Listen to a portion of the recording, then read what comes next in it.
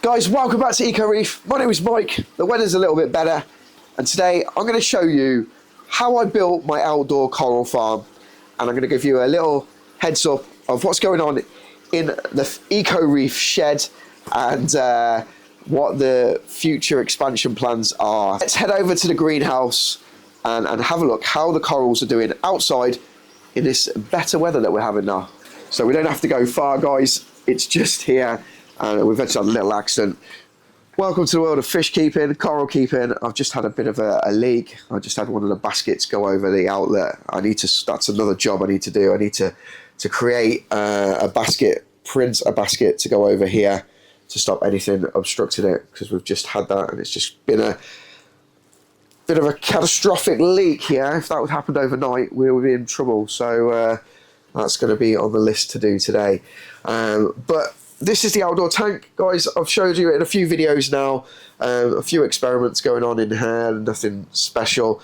But in the actual tank itself, oh my God, I can't believe how well this is all doing. So the caulerpa is growing crazy. It's grew 3 times the amount of what the same size piece has grew inside under the artificial lighting. And if you look at all the euphyllias, hammers, torches, frog spawns, they're all like doing really well. So we're going to up that going through the summer. We're going to fill this tank with euphilia.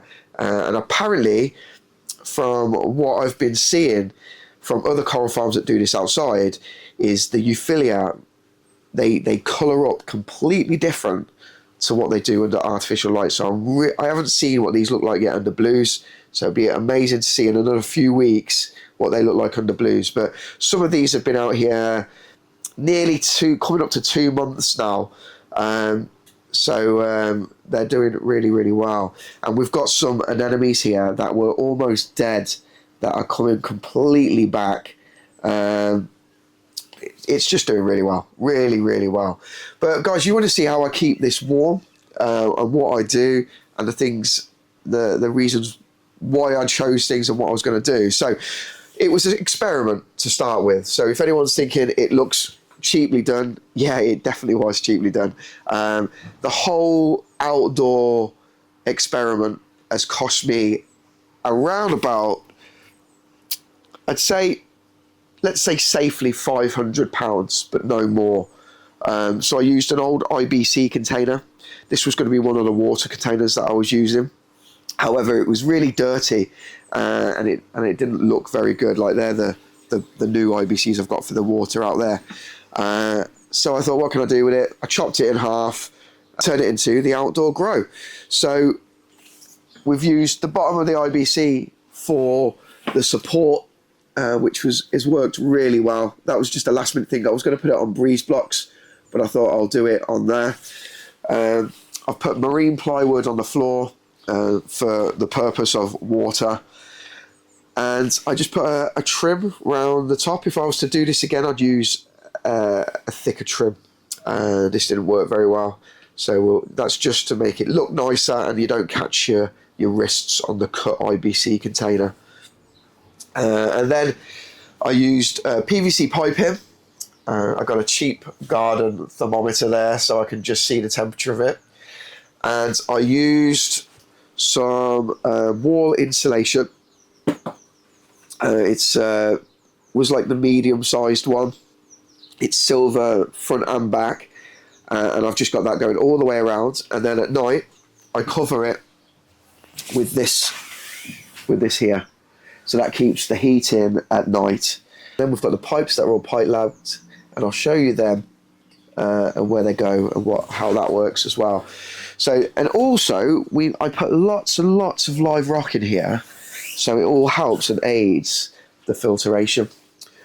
So not only are we getting the benefits of free lighting, but we're getting added benefit of the filtration of all this rock in here as well. And the idea of it was I wanted to have a base so I could put corals on top of. I didn't want to go traditional coral rack routes because I thought we can get the benefits of the filtration, but also I thought with the British light that we're going to have low power, so we're going to need to have the corals fairly high up in the water. And it turns out the PAR is really good. I showed it in a previous video, but we're getting up to 150 PAR in here in the winter. So, but the placing of the corals was about perfect. I think if we was lower in the tank, we would be getting like below 30 PAR, I think. So, but it's working really well. Then the next choice was the greenhouse, the polycarbonate greenhouse. So I thought the polycarbonate would hold the heat better than a traditional glass greenhouse. I can't compare that against anything because I haven't done any tests, but all I can do is say this is working really, really well. It's holding the heat in. We're getting a lot of evaporation, but we are getting it dripping back into the tank as well. So again, it's only a little plus, but we're getting some of the evaporation drip back into the tank, which is saving on topping up and water production. So we'll step out of the greenhouse and then I'll show you the pipes. So we've got the 2 feeds in and the feed out, all pipe lagged, going all the way down here to the side of the fish house. I haven't painted this side yet. I've got loads of painting to do, but you can see it goes in here, and then if we go into the fish house, I keep saying fish house, but we should say coral room really, or coral shed. Let me know, guys, in the comments down below what you think we should call this, because we're going to start doing some live streams from here as well. So it'd be good to get you guys on, and anyone who's got any questions they want to ask. But here we go. So this is the feed in. Here it's going into a filter sock, into a trickle tower, and into one of the main sumps. We've got 2 sumps, both full of water and both full of live rock. There's lots and lots of live rock in here, and this one is absolutely packed with live rock as well. And if you put your hands underneath there, it is just warm. There's no temperature drop whatsoever. It's the same as the one that's inside. It's just working really, really well. And then we've got quite a heavy flow in it. So if I turn it up to full, I'll take you out. I can do a really fast flow, which they seem to like, actually. Everything here doesn't mind it that fast. But I only do that for a couple of hours a day. And then I bring the flow down to about 3/4, which is this. And that's how it goes throughout the day. And then at night, because I am in a residential area, this is the back of my house, I turn it down so it's just almost a trickle. I'll show you. So my night setting for it is around about there.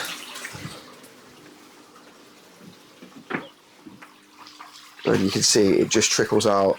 And again, we don't get any temperature drops with that amount of water going in. So that was a big concern. I thought if there's not enough flow, maybe the temperature will drop. But with the added insulation, it's fine. I just make sure the greenhouse door is closed. One thing I have noticed though is the difference with algae under natural light. As you can see, this tank is virtually clean. We've got a little bit of green algae, right, but nothing near to what we get inside under the artificial lighting. I've got a lot of cleanup crew in here, so they deal with it, but it is pretty bad. Without the snails and without the turbo snails, we get a lot of algae under these lights. But I've got to say, guys, it's working really, really well. I'm so impressed with it. Like, this is my favourite thing I've ever done, and we're going to do some more. So now I'm thinking maybe get a bigger greenhouse that goes all the way across here, because this little space that is here, this is outside my house, but I've dedicated the whole room to like doing community meets in the summer. We're going to have like a sofa out here. We've got water for collection, salted, plain water, and then the coral house here, which is It's not too big, it's like 3 meters by 3 meters. I'm finding I needed to expand. I'll show you what the next expansion plan is, and I will promise you this time I'll vlog this all the way through the process, because I know you guys wanted me to vlog this through the process, but I didn't. So I promise you on the next expansion I will vlog it. Now, a couple of projects I want to do in the summer. I want to do a marine pond here, a small marine pond. Maybe link that into the main system as well, because we've got cover here. I thought that we will be able to do this, and then at night I'll just cover it over with insulation. I think that's going to be a really cool project. But the next project, which is I'm desperate for, is this area here. So it's really tight to get through into the fish room, into the coral room, into whatever room we're going to call it, right? And it's quite tight to get in. But also, as much as I like this space behind me here, I've got all my tools and all the things I use. I need this room now for more stock. So I want it. I've only got this much to play with.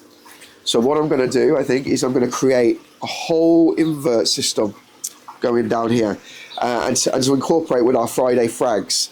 So guys, if you haven't seen, here's the number for it. Friday frags. I do a flash coral sale every single Friday at 8 p.m. And I select 30 of the best corals from out of my system. 30 to 40 of the best corals from out of the system, and I put them in the sales group at a discounted price. So if you're interested, add me to WhatsApp. The number's down there. I'll put a link as well in the description, so you can just click the link and go directly to the group. But that's our Friday Frags photo bay at the moment. And again, too big. It's not integrated into the main system. It's costing more money to run because of that reason. Got to heat it, got to filter it. So I'm going to have it all integrated into the system.